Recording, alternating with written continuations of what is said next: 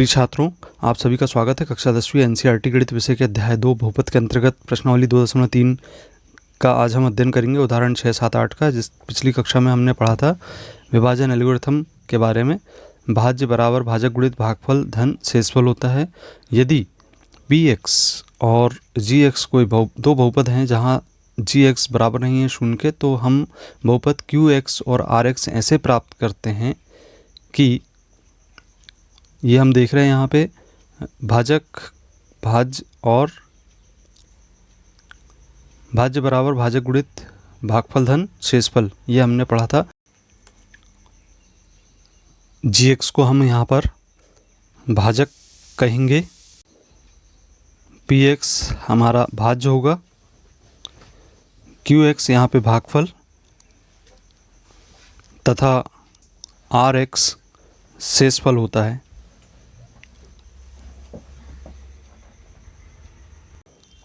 तो इस प्रकार से ये विभाजन एल्गोरिथम प्रमेय था।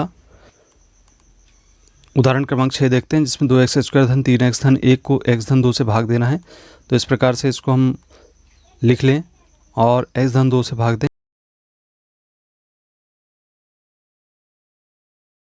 हम देख रहे हैं यहाँ पे जो हमारा भाज्य है उसमें 2x² पहला पद है और इसी तरीके से भाजक का पहला पद x है। इसको इससे डिवाइड करें तो हमें सरल करने पर यहाँ पे 2x प्राप्त हो जाता है। इसको घातांक के नियम से भी हम सरल कर सकते हैं, घातें घट जाती हैं, तो इस आधार पे भी लिखा जा सकता है 2x। अब इस 2x का हम भाजक में गुणा करेंगे, तो भाजक के प्रत्येक पद में गुणा करके यहाँ पर हमें नीचे लिखना है। तो हम 2x का x में गुणा करेंगे, 2x² होगा और धन 2 दूनी 4x लिखेंगे। अब इसके बाद हम यहाँ पे जैसा कि भाग की प्रक्रिया में घटाने का काम करेंगे, चिन्ह बदलेंगे, यहाँ पे दोनों कैंसिल हो जाएंगे, 2x² से 2x² और 3x में से 4x को घटाएंगे तो ऋण 1x हमें प्राप्त हो जाएगा। इस प्रकार से यहाँ पे ऋण x और यहाँ हम ऊपर का पद लिख लेंगे धन 1, और अब हम इसका पहला पद ऋण x लेंगे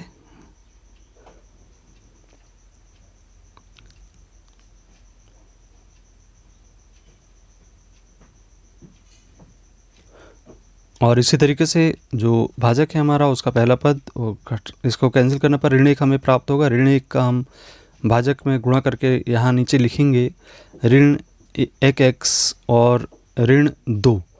अब इसके बाद हम घटाएंगे, चिन्हों को परिवर्तित करेंगे, ऋण का धन और ऋण का यहाँ पर भी धन का चिन्ह लगेगा, ये कैंसिल हो जाएगा हमारा x और -x। इसके बाद ये धन 3 हमारे पास शेषफल बचेगा। अब हम इसके बाद आगे भाग की प्रक्रिया को संपन्न नहीं कर सकते हैं, क्योंकि यहाँ पर भाज्य में शेषफल में हमें 3 प्राप्त हुआ और जो भाजक था हमारा x धन 2। तो इस प्रकार से भागफल हमारा 2x ऋण 1 प्राप्त हो गया और शेषफल हमारा 3 प्राप्त हो गया। अब हम अगला एग्जाम्पल देखते हैं, जिसके अंतर्गत 7वां एग्जाम्पल 3x³ धन x² धन 2x धन 5 को 1 धन 2x धन x² से भाग देना है। तो इसको हम पहले जो भाजक है उसको व्यवस्थित कर लें। तो इसे हम लिखेंगे x² धन 2x धन 1 और यानी घातों के घटते क्रम में लिखेंगे, और इसके बाद हम भाज्य है उसका पहला पद 3x³ और जो भाजक है उसका पहला पद x² से भाग देंगे तो हमें 3x प्राप्त होगा। 3x का हम इस भाजक में गुणा करके नीचे लिखेंगे तो 3x³ धन 6x² धन 3x हमें प्राप्त होगा। इसको यदि हम घटा दें, घटाने की प्रक्रिया में चिन्हों का परिवर्तन होगा। तो ये देख रहे हैं आप 3x³ से 3x³ को घटाएंगे और यहाँ बचेगा हमारे पास ऋण 5x² ऋण x, और यहाँ धन 5 जो शेष बचा उसको नीचे की ओर लिख लेते हैं। इसके बाद जो बचा है हमारे पास शेष, उसमें पहला पद ऋण 5x² है और x² से हम इसमें जो भाजक का पहला पद है उससे भाग देंगे तो x² से x² कैंसिल होगा, हमारे पास ऋण 5 शेष बचेगा। इस प्रकार से हमारे पास जो ऋण 5 बचा है उसको हम भागफल में लिखेंगे, ऋण 5 का हम भाजक में गुणा करेंगे और इस तरीके से हमारा आ जाएगा ऋण 5x² ऋण 10x ऋण 5, और घटाने पर यहाँ पे चिन्हों का परिवर्तन होगा और फिर हम इसके बाद इसमें कैंसिल करेंगे तो यहाँ बचेगा हमें 9x और धन 10।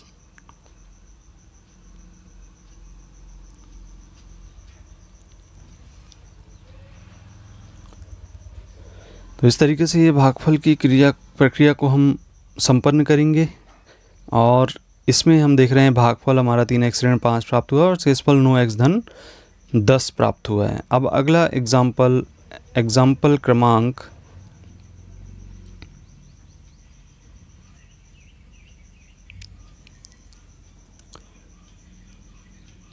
एग्जाम्पल क्रमांक 8 यहाँ पे देख रहे हैं हम 3x की घात 2 है ऋण x की घात 3 है ऋण 3x धन 5 को x ऋण 1 ऋण x स्क्वायर से भाग देना और विभाजन एल्गोरिथम की सत्ता की जांच करनी है।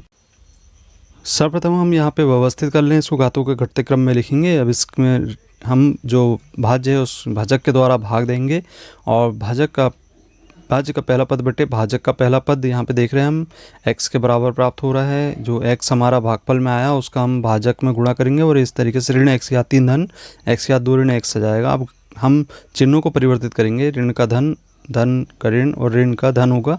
इस प्रकार से यहाँ पे जो कैंसिल हो सकता है उसको कैंसिल करेंगे, घटाने की प्रक्रिया को हम संपन्न करेंगे और हमें यहाँ पर प्राप्त होगा 2x स्क्वायर ऋण 2x। अब ऊपर का जो 5 है उसको हम नीचे की ओर लिख लेते हैं, धन 5 को।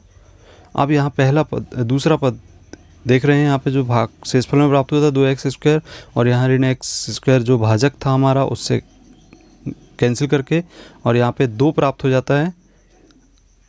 ऋण 2 हमें प्राप्त होगा, ऋण 2 को हम यहाँ भागफल के रूप में लिखेंगे। ऋण 2 का जो प्राप्त हुआ उसका गुणा भाजक में करने पर यहाँ पर हम भाजक में करके यहाँ नीचे लिखेंगे 2x स्क्वायर ऋण 2x धन 2।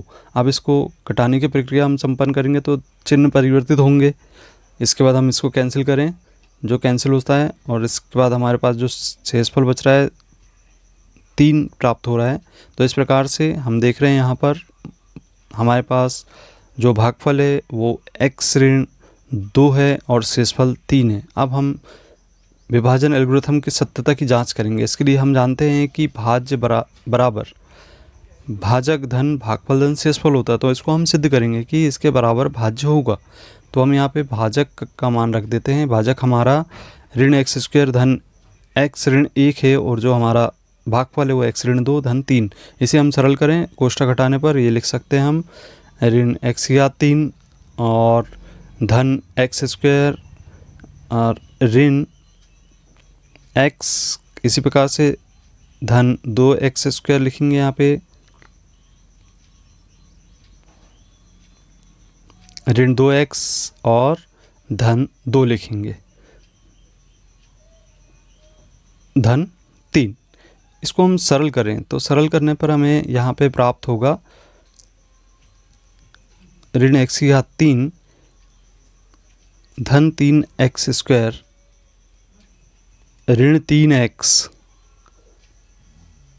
और धन 5। अब आप यहाँ पे देख रहे हैं ये जो मान प्राप्त हुआ ये हमारा भाज्य के बराबर है। इससे विभाजन एल्गोरिथम की सत्यता की जांच हो जाती है,